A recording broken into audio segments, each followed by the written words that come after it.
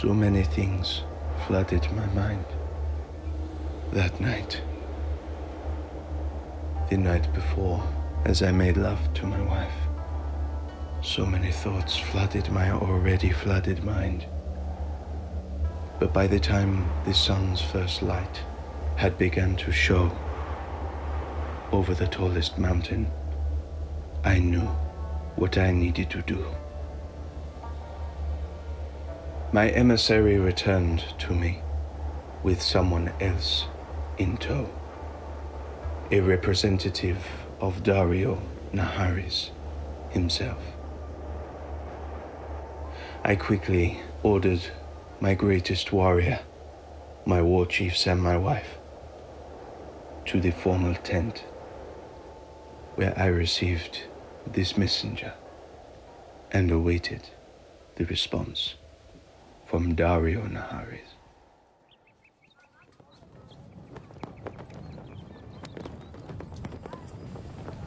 Your Majesty, I come as emissary of Daario Naharis. It is very nice to meet your acquaintance, I'm sure. But you will forgive me if we forsake the fucking formalities. Of course, mighty Khal. Daario Naharis has offered you a pardon. If you agree to vacate the lands of Meereen, he will agree to give you tribute of gold, jewels, and grain as tribute every year, if you agree to leave this land by sunset tomorrow night. I carefully made the eye of all of my loyal supporters, friends, and family. I met all of their eyes, and in their eyes was the same expression. An expression of utter, laughable disdain. So let me get this straight, emissary. If I and my people are to leave these lands, I will receive yearly tribute from Meereen. That is correct, Your Majesty.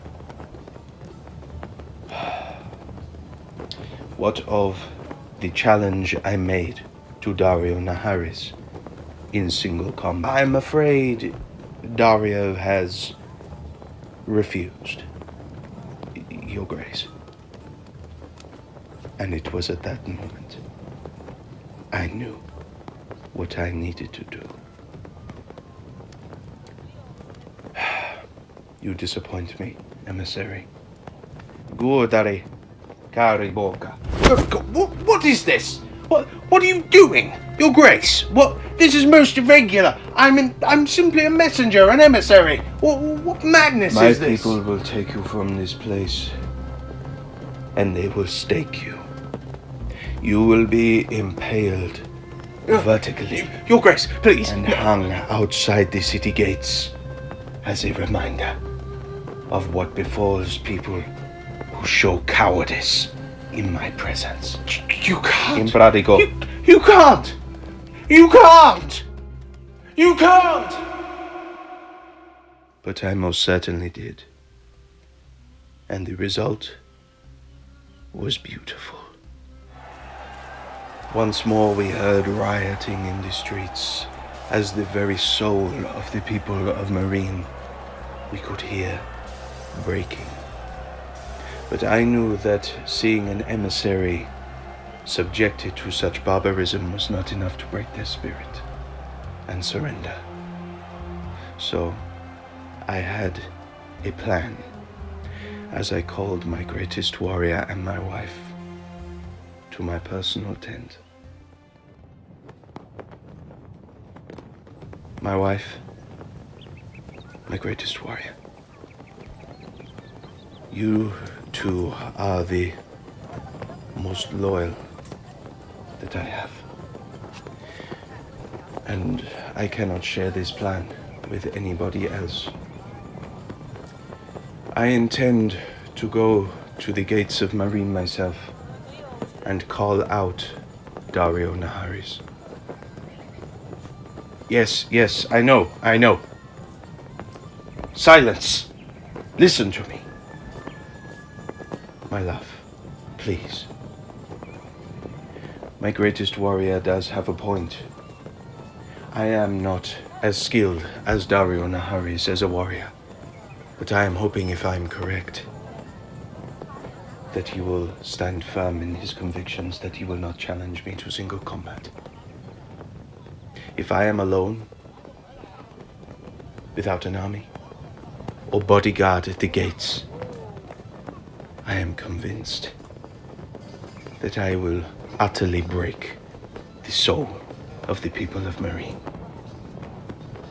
If I say all the correct things that will cause the people to doubt the leadership of the mayor, of this man that Daenerys placed in charge of this former slave city, I am sure I can break their will. And the second stage of my plan to take the city will come into fruition. What, my warrior? What if he does accept the challenge? Well, if he does accept the challenge, my warrior, then one of two things will happen. Either I will win the fight and the rest of the plan can succeed, as I have said, or I will die. In which case you, my friend, will lead my forces to victory. And you, my beloved, will act as regent in my stead until my son comes of age and builds on the empire, the very foundations that I have created for both of you.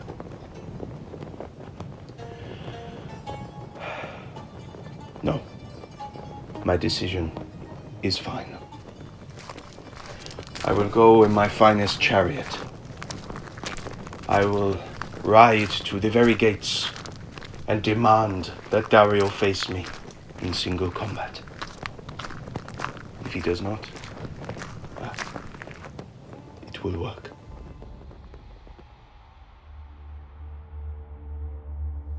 And so that evening, as the last light of the sun nearly disappeared behind the tallest mountain, I supplied my finest chariot and headed off to rapturous applause of my people. I felt that this was a wise move on my behalf, for if I called out Gjaarrlahorn's bluff, it would be a swift victory. If he did, and he didn't stand firm in his convictions, and he allowed his pride to get the better of him, well, I could only do my best against a warrior of that magnitude.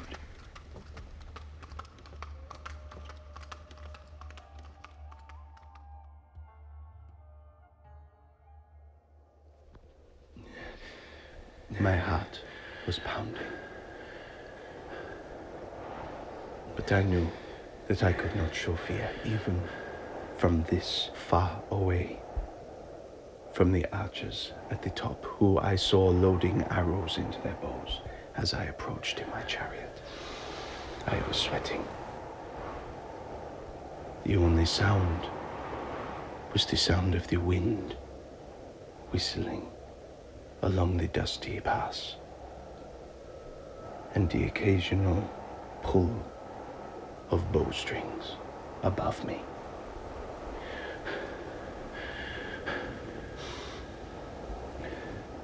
Daario! Daario! You have witnessed, all of you, the result of your emissary who negated such cowardice from your leader. Is this good enough for you? Well, here I stand. I wish for Daario to come down from his ivory palace and face me I will not make this offer again. Daario, I know you hear me.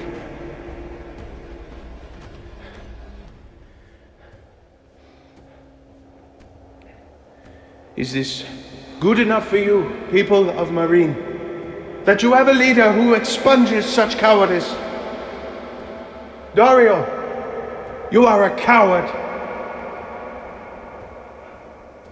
Your people deserve better. You have failed. You have failed Daenerys, the people of Meereen. But perhaps, worst of all, you have failed yourself. You have shown the people of Meereen that you are weak. If Meereen was part of my empire, noble soldiers of Meereen, oh, I would bestow such treasure and wealth flowing through the streets that the mere mention of slavery will never again pass through the lips of the people. I would trade grain, food, wealth. Can Daario promise you as much? Or will he simply sit as a steward, only venturing out when something like this occurs? The people of Meereen deserve better. Daario! I waited for what felt like an eternity. In reality, it was merely an hour. Daario! The archers loosened their grips on their bows Daario! and simply observed me. Observed my mannerisms, which I tried my best to issue strength from every single one of them, and not show them that my heart was racing and my sweat was pouring. Not with fear, but with anticipation of what was to come. Eventually, I climbed up upon my chariot. Daario, you are a coward! And without another word, I left the battlements of Meereen and issued the next stage of my plan.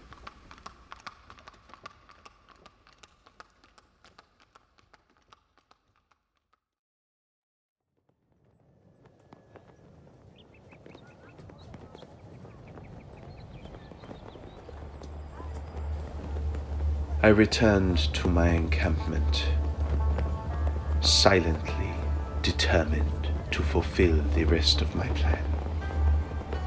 However, upon returning, it seemed as though messengers from Yunkai and Astapor, upon the very front lines of the siege, they told me that the battles were nearly won, that the sieges by my war chiefs were successful, and it was only a matter of a day or so before the cities fell to my rule.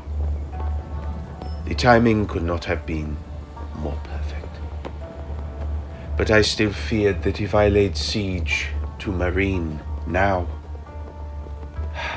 they could last a lot longer than a few days.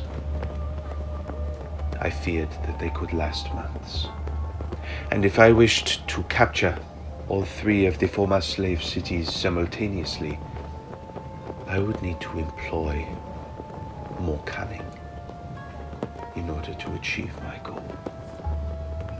So, once more I called my wife and my greatest warrior for the next stage of my plan.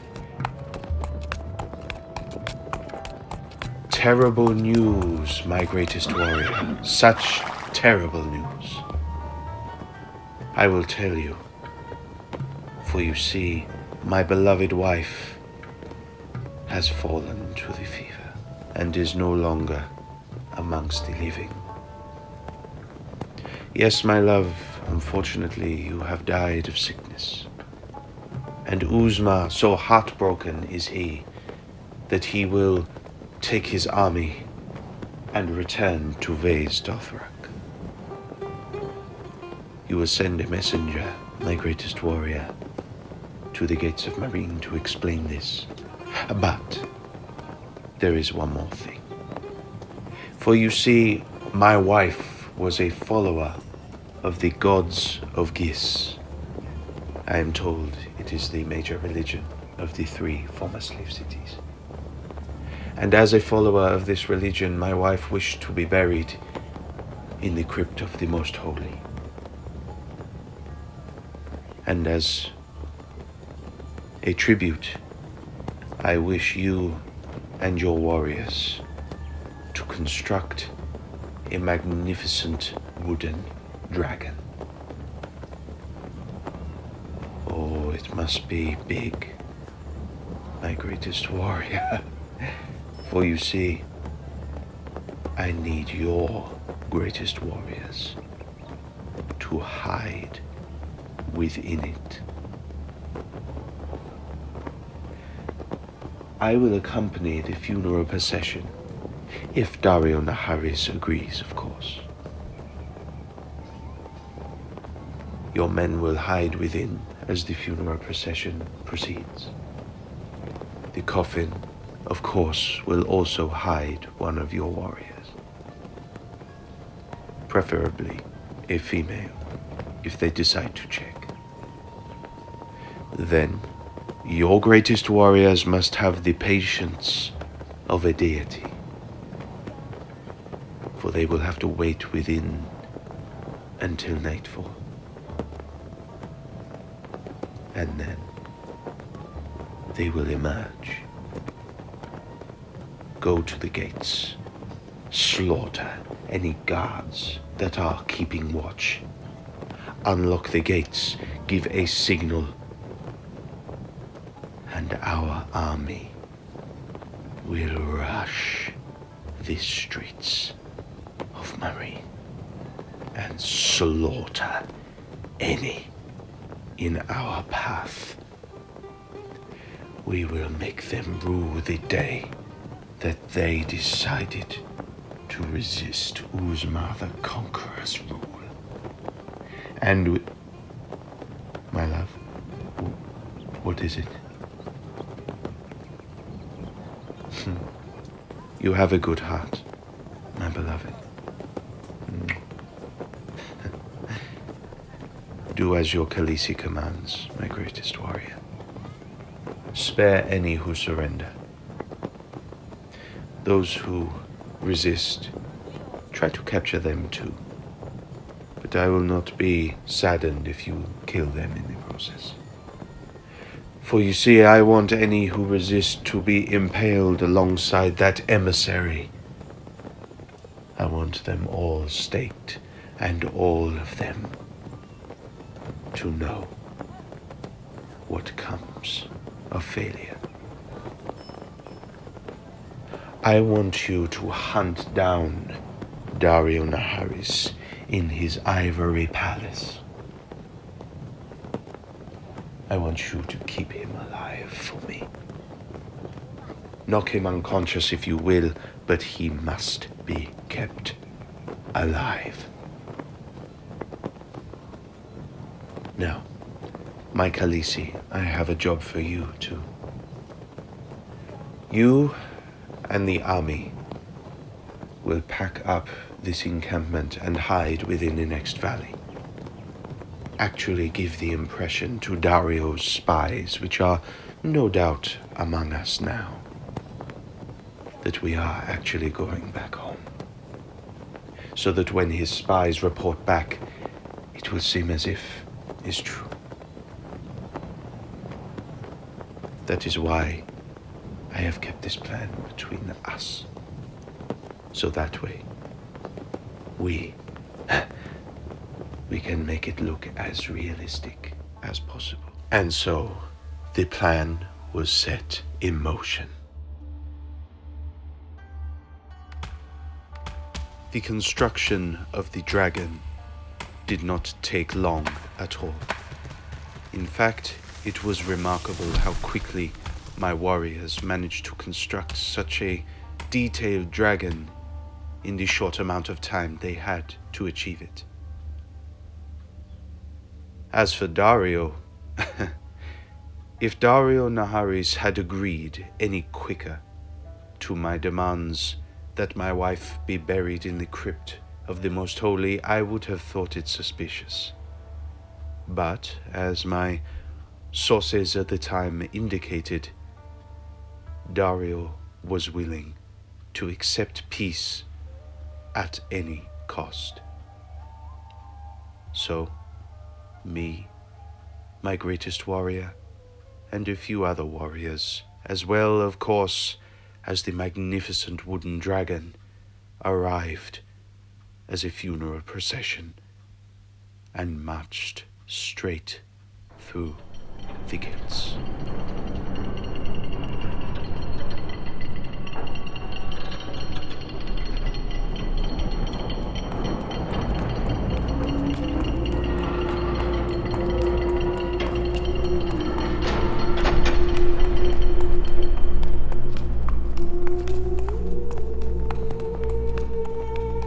Thousands turned out in the streets, and to my surprise, some of them even threw flowers in the path that we took to the crypt. I knew then it would not take much for me to grip the souls of these people and inspire them with hope after this nasty business of war was done. But I tried to keep a good show for them.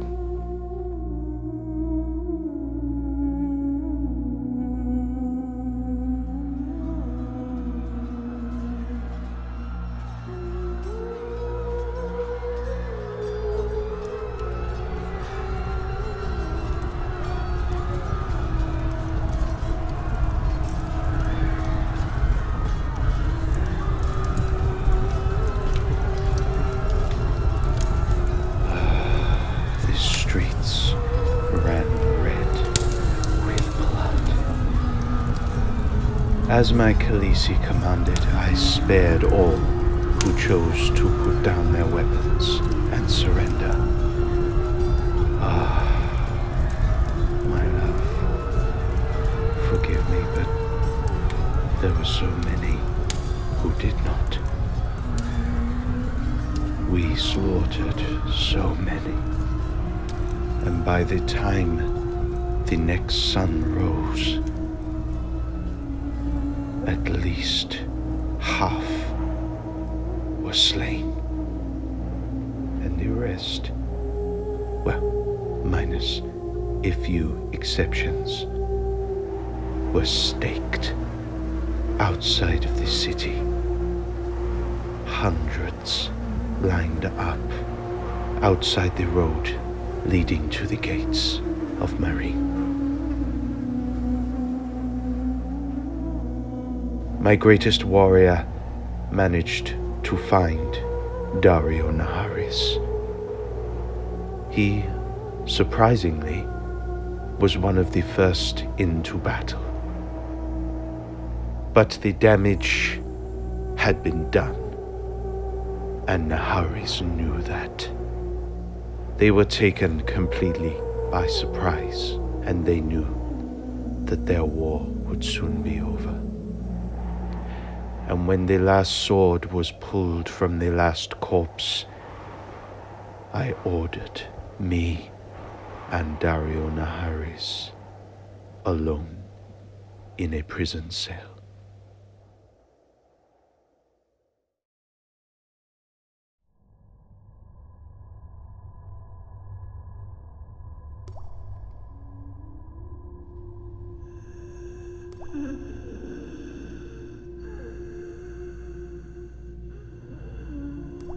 You have my apologies, Daario Naharis, the warrior who gave you only one lung. will be punished. You have my word. I wished to keep you alive.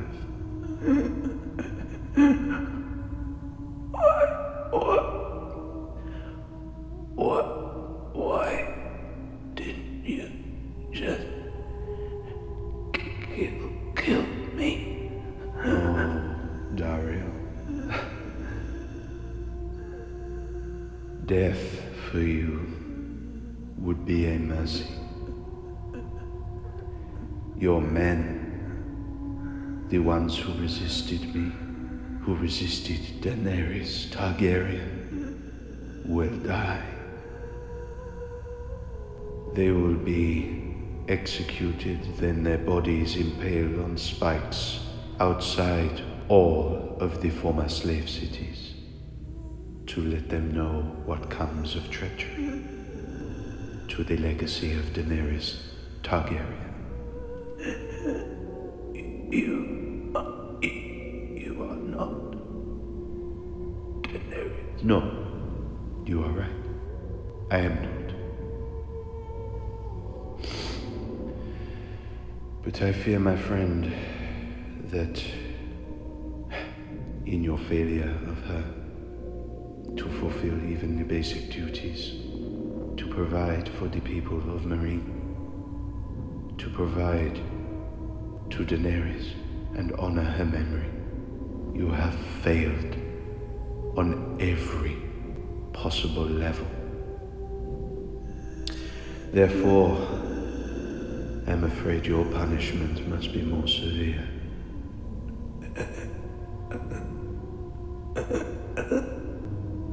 Death would be a mercy for you, as I said.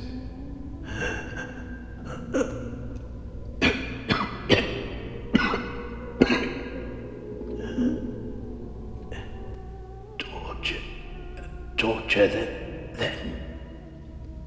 Yes. But not of your body, of your mind. You will look out of that small window to the city that you were entrusted to, and you will witness the greatness I will bring it, the wealth that will be flowing through the streets, all the good things that you did not provide. You will be kept alive and spend every waking moment in this room, alone, contemplating every possible failure that you have made to the people, to yourself, and to Daenerys Stormborn. And only then, when you have really grasped the depth of your failure and have fallen to darkest despair, then, and only then, will you have my permission to die. Your body will be impaled alongside your men as a mark of failure. But not only that, Daario Naharis, I will see to it that I poison the people against you, poison the very legacy of you and Daenerys Stormborn and any fraternization that you had. I will see to it that your legacy is destroyed by your constant failures. When history remembers Daario Naharis, they will only think of one word by the time I am done. And that is the single greatest failure of Essos and Westeros combined. You will die a failure. But look at me, Daario. Look at me, for this will be the last face that you see for the rest of your life. As you sit alone in this room, I would make the most of it.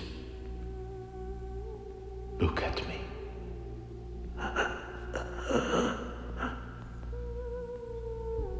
You have failed. And I will succeed.